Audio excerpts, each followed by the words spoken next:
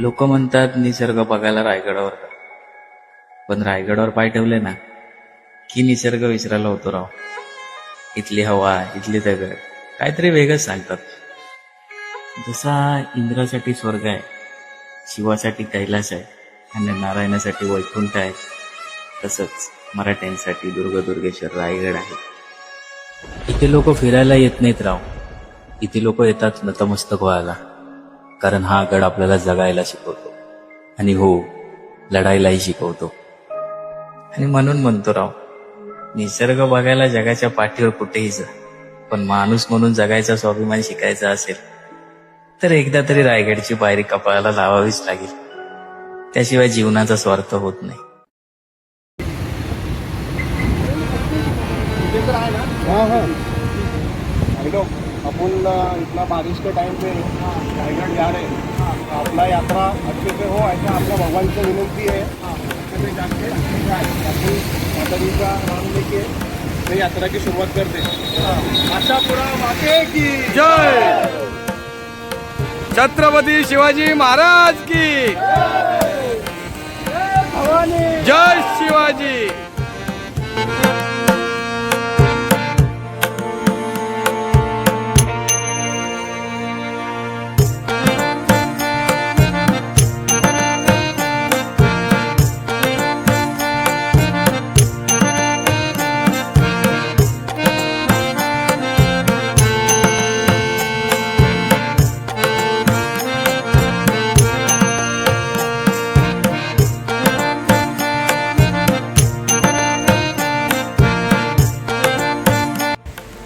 नमस्कार मित्रांनो, मी उमेश चंद्रकांत साळसकर, तुमचं कोकणी उमे या आपल्या यूट्यूब चॅनलमध्ये पुन्हा एकदा मनापासून स्वागत करतो.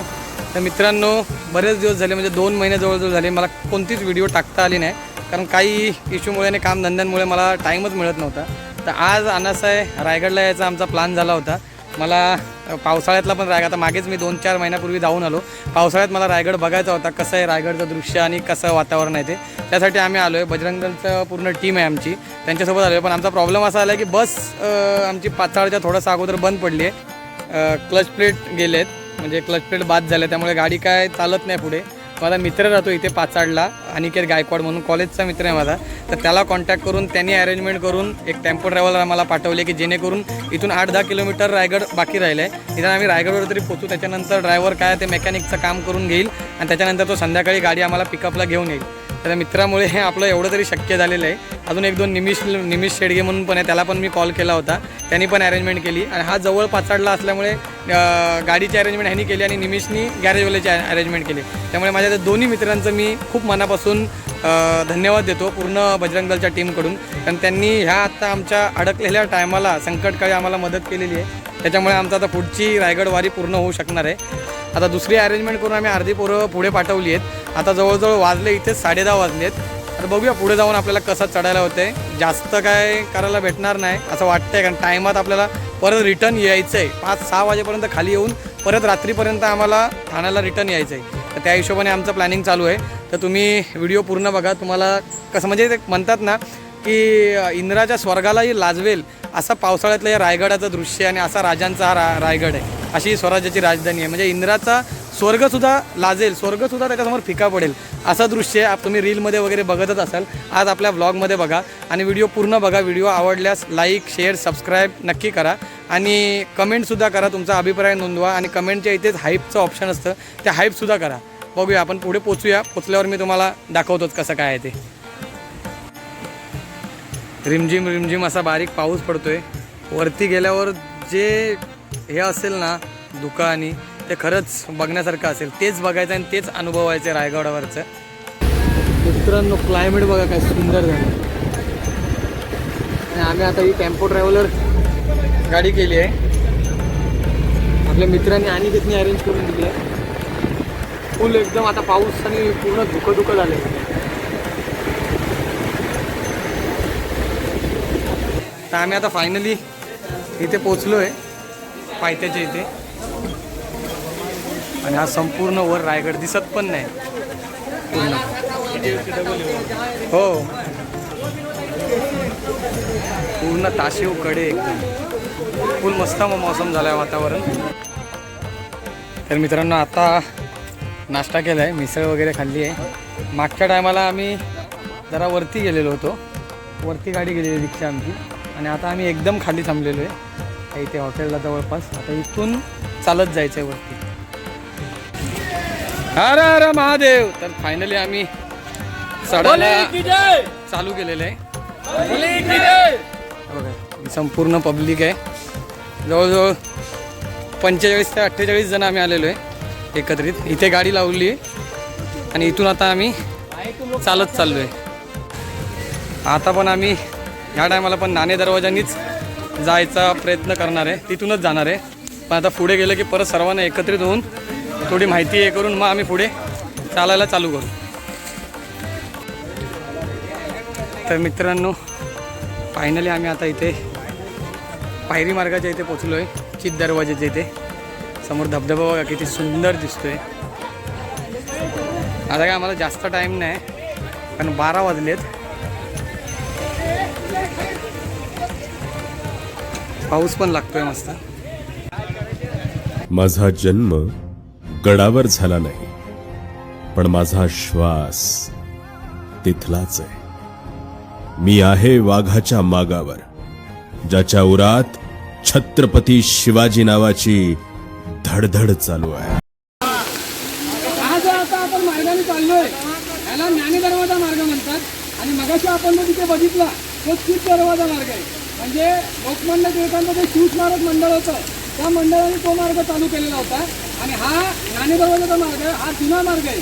ह्याच मार्गाने शिवाजी महाराज आणि सर्व मावळे ह्या मार्गाने जात होते, त्यामुळे आपण ह्या मार्गाने जाणार आहे. तर सगळ्यांना माझी एक विनंती आहे की जाताना सगळ्यांनी राईट साईडने चाला, पण लेफ्ट साईडला दरी आहे, डायरेक्ट स्लिपरी असू शकतो, खाली जाऊ शकता.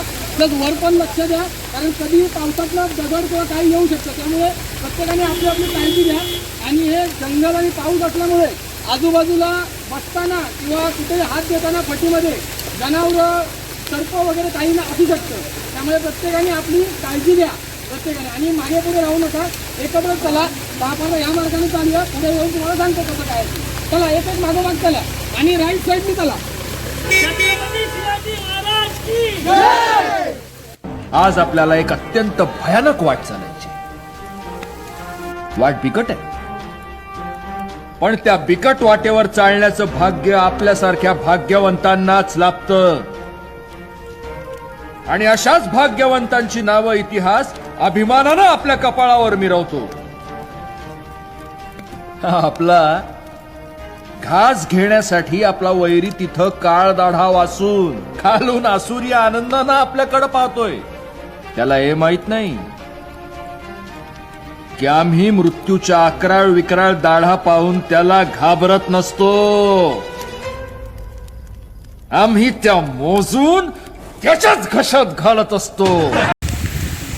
तर फायनली आम्ही आता हे इथे नाणे दरवाजाच्या इथे पोचलो आहे. हे नाणे दरवाजाचे बुरुज आहेत. सगळ्या चहूबाजूने नुसते धबधबे वाहत आहेत आणि दगडं पण कोसळतात पाण्यामुळे, त्यामुळे कोणी येणार असेल तर सांभाळून आपली आपली काळजी घेऊन या.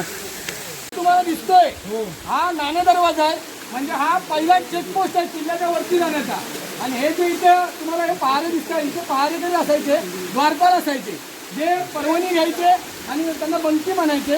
त्यांचा जो मेन असायचा तो दौलत बंकी, हा महादरवाजाकडे त्याची चौकी होती, तो तिथे बसायचा. आणि जे कोण एंट्री एक्झिट करायचे त्याची सगळी नोंद ते लोक ठेवायचे. त्यामुळे हा नाणे दरवाजा हा या किल्ल्याचा पहिला चेकपोस्ट आहे. आणि ह्याच मार्गाने सगळ्या पायऱ्या वगैरे जे काय होत्या महाराजांच्या पायऱ्या, महाराजांना आणि काही मंत्र्यांनाच पालख्या होत्या आणि राणी सरकारांना आणि राजमातांना मेणा होता, त्यामुळे ह्याच मार्गाने जायचे. आता इथून आपण पुढे येणार, पुढे गेला एक मदार मोर्चा दिसेल, ते सेंटर पॉईंट आहे. आता जो आपण चित दरवाजा बघितला, त्या चित दरवाजा आणि हा नाणे दरवाजा हे दोन्ही मार्ग तिथं मदार मोर्चावर येऊन एकत्र होतात आणि तिथून मग परत पुढची वाट चालू होते. हा नाणे दरवाजा आहे, हे तुम्ही स्ट्रक्चर बघून. आणि हे जे बुरुज आहे, ह्या बुरुजावरून उद्या समजा जर कोणी आलाच गनिम वगैरे आला तर त्यांच्यावर वरून दगडं फेकायला, भाले फेकायला हे वरती स्ट्रक्चर केलेले आहे, ते पण तुम्ही बघू शकता. आता हा नाणे दरवाजाचा भाग आहे. आता आपण पुढे जाऊया, मदार मोर्चाकडे बघूया, तिथून मग महादरवाजाला जाऊया. चला. ये मराठे अपनी रक्षा के बारे में कब से सोचने लगे? मराठों ने जब भी अपनी जान दी है स्वराज की रक्षा करने के लिए दी है, छत्रपति शिवाजी महाराज के लिए दी है. अरे जो मस्तक सिर्फ और सिर्फ अपनी मातृभूमि को नमन करता है वो शत्रु के सामने कब से झुकने लगा? जिन महावीरों का खून हमारी नसों में बह रहा है उसे बहाने की ताकत औरंग में है ही नहीं। जो तख्त के लिए अपने बाप भाई बेटे की जान ले ले वो हमारा ईमान खरीदेगा। हम मराठा है, मराठा। स्वराज का यह सिंहासन लाखों मराठों के त्याग और बलिदान से बना है। स्वराज किसी एक इंसान की इच्छा नहीं बल्कि हर एक इंसान को सुरक्षित रखने के लिए ईश्वर की इच्छा है। हे हिंदवी स्वराज्य व्हावे हीच श्रींची इच्छा।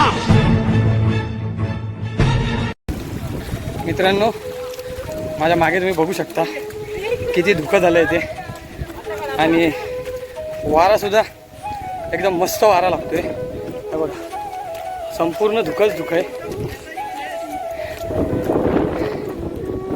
काहीच दिसत नाही. मध्येच धुकं येतंय जातंय. म्हणजे केदारनाथला जसा फील होतो तोच फील आल्यासारखं होतंय. तसंच एकदम गार वातावरण, पाऊस आणि धुकं. लोक रायगडावर आता जसं केदारनाथला एक पिकनिक स्पॉट किंवा रील्स बनवण्यासाठी जायचे, तसं आजकाल सगळे रायगडावर सुद्धा फोटो काढण्यासाठी, रील्स बनवण्यासाठी पिकनिक स्पॉट म्हणूनच येत आहेत कायम. त्यामुळे कोणाला जास्त इंटरेस्ट वाटत नाही की आपला इतिहास काय होता स्वराज्याचा, महाराजांची हिस्ट्री काय होती, महाराजांनी स्वराज्य कसं स्थापन केलं, ह्याच्यात कुणालाच इंटरेस्ट वाटत नाही तेवढा. आणि मजा म्हणून जर तुम्ही या किल्ल्यांवर येणार असाल तर येऊ नका कृपया. जर तुम्हाला इतिहास आणि हिस्ट्री जर अभ्यासायची नसेल, महाराजांचं कर्तृत्व किती महान होतं ते जर जाणून घ्यायचं नसेल तर कृपया खरंच येऊ नका प्रामाणिकपणे. कारण आपण मजाक बनवला आहे या सगळ्या पवित्र वास्तूंचा आणि सर्व आपल्या हुतात्म्यांच्या मावळ्यांच्या रक्ताच्या बलिदानाचा आपण मजाक बनवून ठेवला प्रत्येकाने. हे बघा, वन साईड पुरी दरी आहे आणि ते खाली तुम्हाला व्हाईट व्हाईट दिसत असेल तर संपूर्ण गाड्या पार्किंग आहेत, अजून चालतातच आहेत. किती धुकं झालं आहे ते बघा.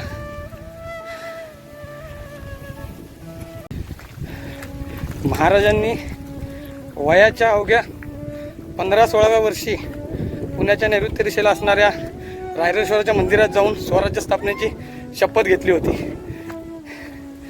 आणि त्याच्यानंतरच त्यांनी पहिली सुरुवात ही तोरणा किल्ल्यापासून केली. तोरणागड त्यांनी पहिला घेतला ताब्यात. तो न लढाई करता बुद्धीच्या बळावर महाराजांनी तोरणा किल्ला मिळवला.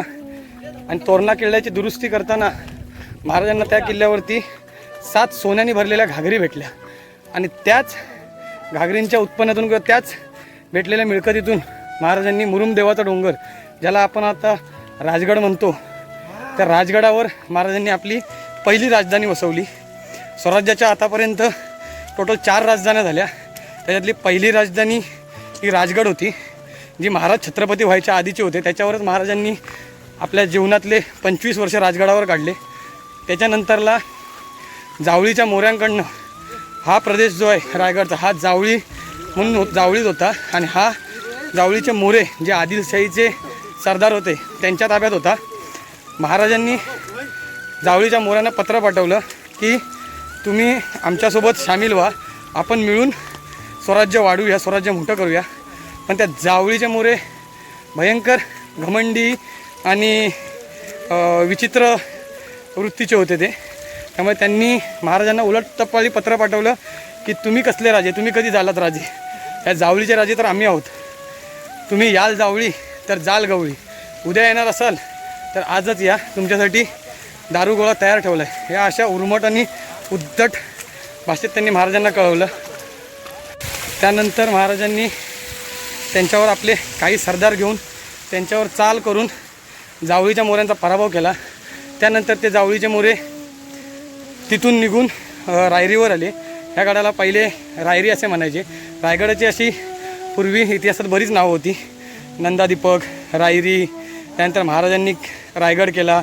त्यानंतर जेव्हा औरंगजेबाचा मावस भाऊ असणारा इतिकात खान ह्याने जेव्हा तो गड ताब्यात घेतला संभाजी महाराजांच्या मृत्यूनंतर जवळजवळ 10 नोव्हेंबर 1689 रोजी, त्यानंतर त्यांनी ह्या गडाला इस्लामगड असं नाव दिलं. त्यानंतर परत पेशव्यांनी तो शाहू महाराजांच्या कारकिर्दीत परत स्वराज्यात आणला. आणि त्याच्यानंतर जेव्हा इंग्रजांकडे गेला मे 1818मध्ये इंग्रजांचा मेजर हॉल आणि कर्नल प्रॉतर ह्या दोघांनी ओटल्याच्या डोंगरावर जाऊन रायगडावरती तोफांचा मारा केला. रानरेड्यांनी त्या तोफा डोंगरावर चढवल्या, त्याच्यावर रायगडावर मारा केला. त्यानंतर तहामध्ये दुसऱ्या बाजीराव ज्या पत्नी होत्या त्यांनी त्यांच्या स्वाधीन किल्ला केला. तेव्हा त्यांनी या किल्ल्याला नाव जिब्राल्ट असं दिलं, ईस्टर्न जिब्राल्ट. म्हणजे इंग्रजांचं म्हणणं होतं की जर पुरेशी रसद या किल्ल्यावर जर असेल तर हा एक किल्ला संपूर्ण जगाविरुद्ध लढण्याची ताकद ठेवतो. एवढा बलाढ्य असा हा किल्ला होता. जावळीचे मोरे जेव्हा ह्या डोंगरावरून आले त्याच्यानंतर त्यांना इथेही त्यांचा पराभव केला आणि ते शरण गेले. त्यावेळी महाराजांनी येऊन हा गड बघितला आणि गड पाहता क्षणी महाराजांचे उद्गार आहेत. हे सभासद बखरमध्ये लिहिलेले आहेत कृष्णाजी आनंद सभासद यांनी, की महाराजांनी स्वतः असं म्हटले की राजा खासा जाऊन पाहता गड बहुत चकोट, गडाचे चौतर्फा कडे तासल्याप्रमाणे 1.5 गाव उंच, पर्जन्यसमयी कड्यावर गवतही उगवत नाही. आजही तुम्ही बघू शकता जे कडे आहेत साईडचे म्हणजे ज्या उंची आहेत त्याच्यावर आजही गवत उगवत नाही.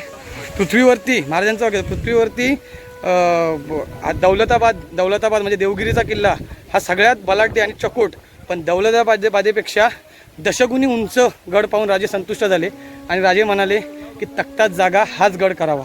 म्हणजे त्यावेळी महाराजांनी जाणलं होतं की आपलं स्वराज्य निर्माण होणार आणि ज्यावेळी आपलं छत्रसिंहासन होणार, स्वराज्य निर्माण होणार, त्यावेळी त्याची राजधानी ही आपण रायगडच बनवायचा.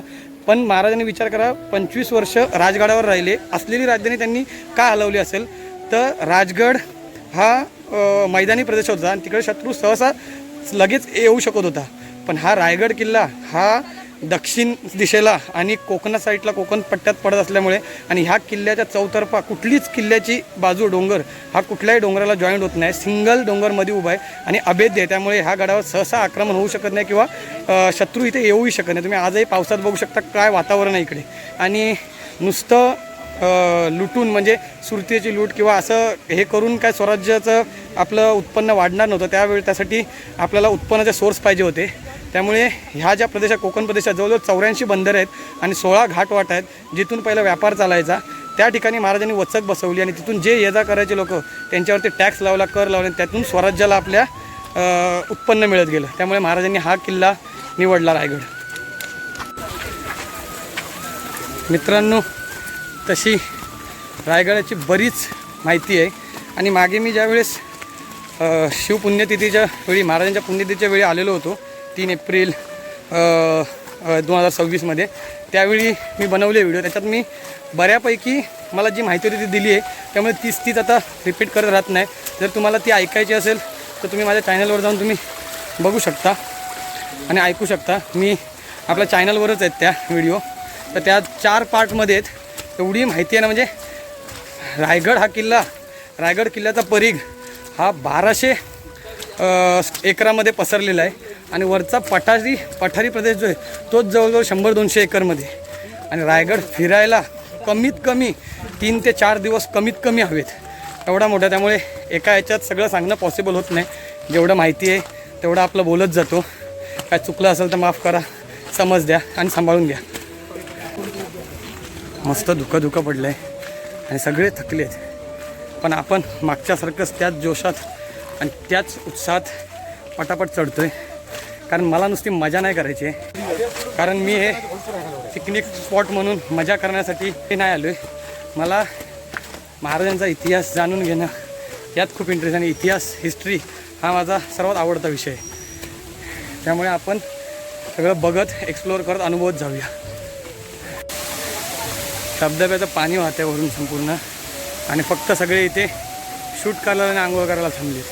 काय बोलणार त्यांना? हां, वरून जर एखादा दगड वगैरे आला तर किती भारी पडेल. एवढे सगळे इथे फक्त टाईमपास करायला आणि मजा करायला आलेत. ह्याच्यातल्या अर्ध्यानं जरी विचारलं ना 10% लोकांना इतिहास सांगा काय या किल्ल्याचा आणि महाराजांचा, कोण सांगू शकणार नाही. फक्त सगळा खेळ मांडला आहे. सगळ्यांना दम लागला. बघा, हा जुना मार्ग आहे, पायी मार्ग. ह्याच मार्गाने महाराज पालख्या वगैरे इथून जायच्या आणि हे सगळे ना हे नवीन केलेले नंतरच्या काळात. क्वालिटी बघायची. आपली लोक जातात वयाच्या 70व्या वर्षी रायगड बघायला जातात. कारण देतात, चालायला येत नाही, रोपवेत बसतात, वरती जातात. 70व्या वर्षी किल्ले बघायचे नसतात, 70व्या वर्षी घरात बसायचं असतं आणि वयाच्या 32व्या वर्षी किल्ले बघायला बाहेर फिरायचं असतं. तिथून पुढे किल्ल्यावरती गेल्यावरती रायगड बघायला जाल त्यावेळी रायगडाच्या रोपवेनं नका जाऊ, रायगडाच्या प्रत्येक पायरीने चालत जावा. का जावा? ज्या दिवशी डोक्याच्या कपाळाचा घाम पायाच्या नखापर्यंत पोहोचेल त्यावेळी छत्रपती शिवाजी महाराजांच्या मावळ्यांच्या रक्ताचा इतिहास तुम्हाला समजेल असं मला वाटतं. पाय भरत जात आहेत. मस्त धबधबा वाटतो. एवढा पावसात सुद्धा घामाने भिजले, एवढा गरम होते. थोडा पाऊस अजून असताना तर मस्त वाटलं असतं, पण आपल्याला काय शूट वगैरे करायलाच भेटलं नसतं. हे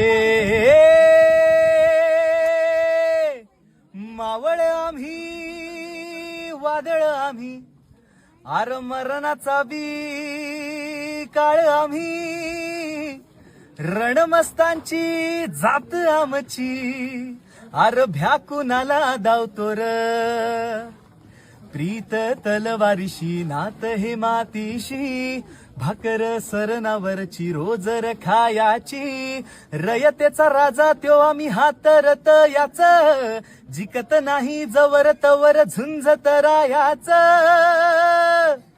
तुकडे तुकडे झाले तरी बी कनकनानं जुजतोर, हे मेल मन जाग यावी अशी त्याची भासार,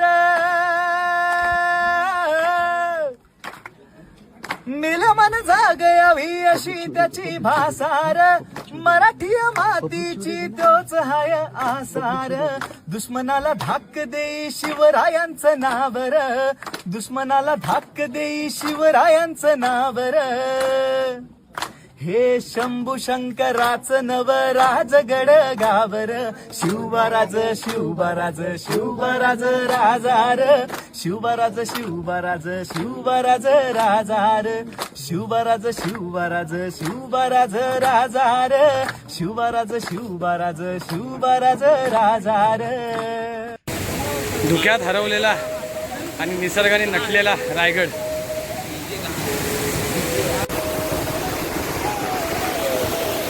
बघा, ही जी दिसते ना ही एवढीच तटबंदी फक्त या किल्ल्याला आहे आणि सगळ्या बाजूनी पाणी वाहते. हे बघा मस्तपैकी. आणि हा इकडे टकमक टोक आहे, पण तो आता धुक्यांमध्ये हरवलेला आहे.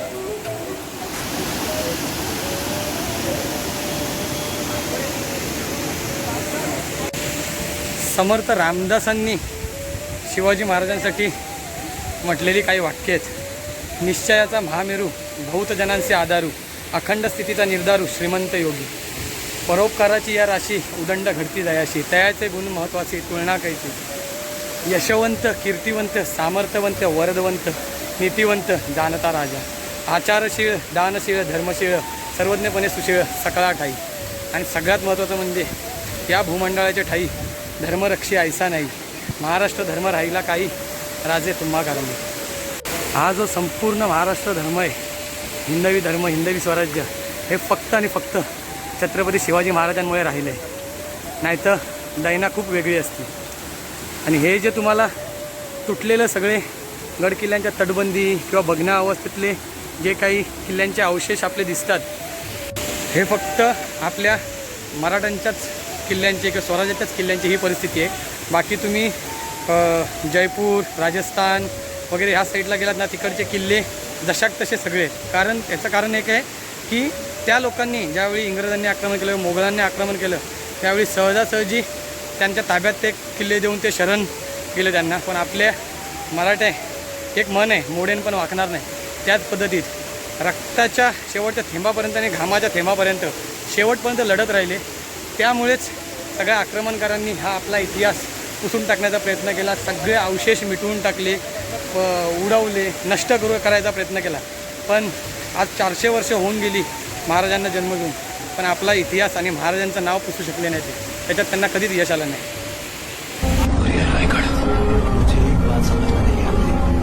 ऐसा है क्या इस रायगढ़ में?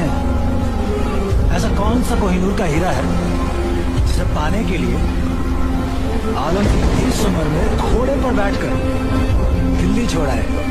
इसे जीतने के लिए लोग दिल्ली क्या जन्नत भी छोड़ाएंगे. काशी गया प्रयाग मथुरा एका बाजूला आणि माझा हा रायगड एका बाजूला. फायनली महादरवाजाच्या जवळ पोचलो आहे.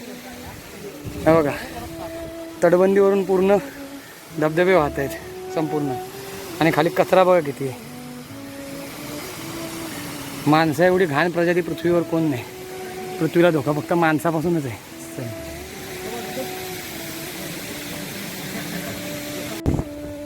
हे बघा, आता धुका आटल्याबरोबर क्लिअर तटबंदी दिसायला लागली, आणि तो दिसतोय तो टकमक टोक तिथे.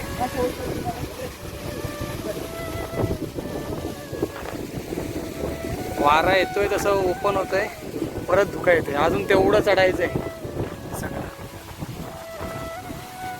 सगळं ओपन झालं बघ, क्लिअर आहे.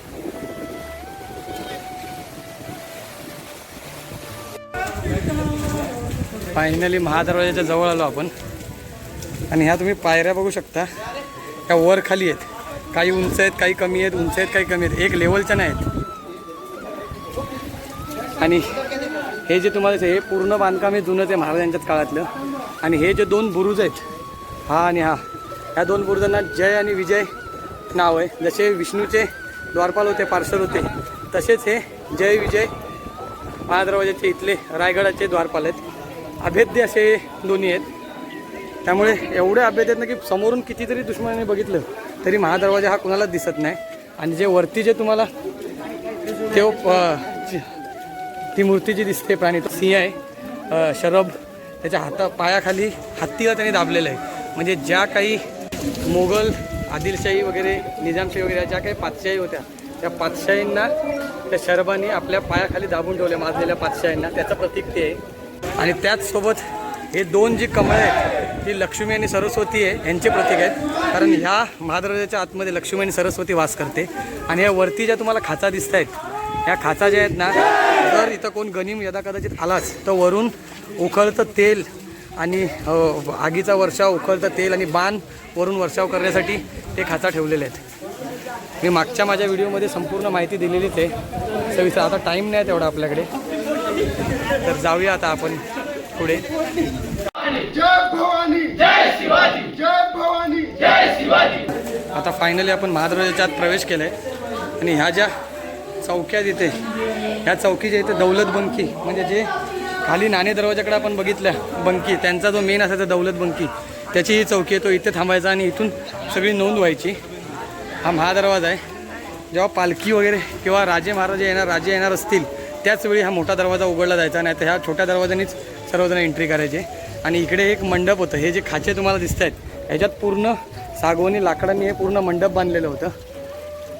आणि हे जे इथे बुरुज आहे ना, इथेच वरती दोन मोठे पाण्याचे टाक होते बांधलेले. त्या पाण्याच्या टाके ते अशासाठी बांधले होते की जलास्त्र म्हणून पाण्याचा उपयोग महाराजांनी केला होता. यदा कदाचित महादरवाजापर्यंत शत्रू आलात आणि महादरवाजा पूर्ण ओपन करण्याचा प्रयत्न केलात तर ते टाके सुरुंग लावून आपणच फोडून द्यायचे. मग तो जो काय पाण्याचा लोंढा यायचा तो डायरेक्ट महादरवाजाकडे यायचा. आणि महादरवाजातून जे काही सैनिक वगैरे आले असतील गणित, ते सगळे तटा करून खाली जायचे आणि डायरेक्ट खाली कडेलोट होऊन पडायचे.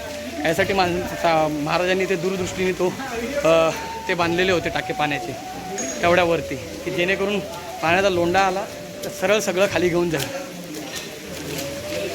हे दर्शन पूर्णपणे गोमुखी पद्धतीचं हे बांधकाम आहे. आणि किती मोठे मोठे चिरे आहेत बघा, किती उंच आहेत बघा. हे कसे एवढ्या उंचवर ठेवले असतील त्या काळी. आणि त्यावेळी ह्याच्यात चुना, शिसं आणि गूळ यांचा उपयोग करूनच मिक्सचर बनवून ते असे इंटरलॉक सिस्टीमने लॉक केलेले आहेत की ते आजही 400 वर्षाला तरी हलू शकत नाही, किंवा हलत नाहीत. आणि ह्या संपूर्ण किल्ल्याला ही एकच तटबंदी आहे. बाकी या किल्ल्याला कोणत्याच साईडला तटबंदी करायची किंवा बुरुज करायची गरज भासली नाही. एवढा अभेद्य असा किल्ला आहे. आर्किओलॉजिकल सर्वे ऑफ इंडिया म्हणजे पुरातत्व खात्याला आणि सरकारला माझी एकच विनंती आहे की गडावरती एवढे पर्यटक येतात, त्याच्यात महिला वगैरे पण बऱ्याच असतात, पण वॉशरूमची तेवढ्या चांगल्या पद्धतीची सुविधा नाही. हे काही वॉशरूम फक्त आहेत, त्यांना काही ना दरवाजे नाहीत, काही घाण आहेत, ते स्वच्छतासुद्धा नाही. ते तेवढं वॉशरूमची व्यवस्था सरकारने आणि पुरातत्व खात्याने व्यवस्थित करावी प्रत्येक गड किल्ल्यांवर, तर लेडीजला सुरक्षा राहील किंवा त्यांना काही प्रॉब्लेम येणार नाही. तेवढं एक बघावं सर्वांनी. किल्ला बघणं कोणाचंही काम नाही. किल्ला बघायला अंगात रग असावी लागते आणि मनगटात धग असावी लागते. रायगड चढणे अडागाबाळाचं काम नाही. शत्रूला जमलं नाही. रायगड फक्त तिघेच चढू शकतात. एक पहिला वाघ, दुसरा वारा आणि तिसरे मराठी. रायगड कुणाला पेलला नाही. रायगड कुणाला आजपर्यंत झेपला नाही. ह्या मित्रांनो, ह्या इथे तोफा ठेवलेल्या आहेत त्या काळच्या. किती जड, आणि ह्या पूर्णपणे पंचधातूच्या तोफा आहेत. किती पाऊस पडला तरी त्या जंगत नाहीत, किती ऊन पडला तरी त्या तापत नाहीत.